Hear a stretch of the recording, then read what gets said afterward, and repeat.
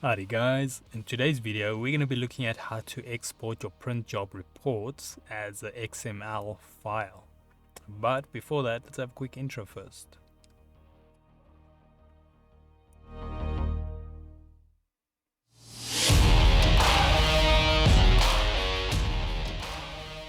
So today's video can be found on softwaretraining.co.za.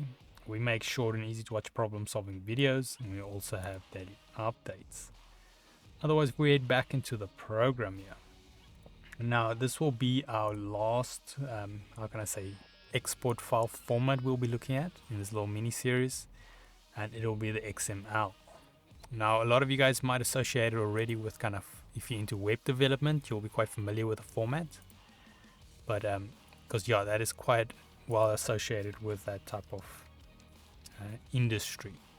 So I'm going to rename my file to XML, and obviously remember to set your save as type to XML as well, otherwise it will not actually do it for you. Now, the XML actually stands for Extensible Markup Language, for sure I remember. And it's a language with a strong format which both humans and code can understand. So it's it's an interesting design there, so that they can so obviously you can code it, but the machine understands it as well. So I'm just going to save this and we have a quick look at it.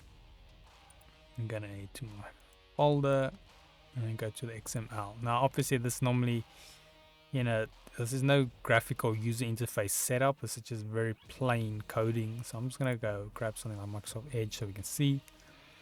And as you can see over here, this is, if you understand web development and stuff like that, this will be very familiar. Now we've got basic code just verifying and it's stating certain things. So we've got values, the names, the titles, and so forth. So this is by no means what you want to send your client if he's asking for your perhaps your print job report. And then but this one holds some good information in a XML type format. Otherwise that is it on the XML format. If we head here to softwaretraining.co.za, you guys will notice we've got a variety of different softwares we do cover, and you can also isolate your search on the top right. If you do not, however, find the training videos you're looking for, just simply go here, request the training video, fill in the mini form, and then we'll do our best to try and make that for you.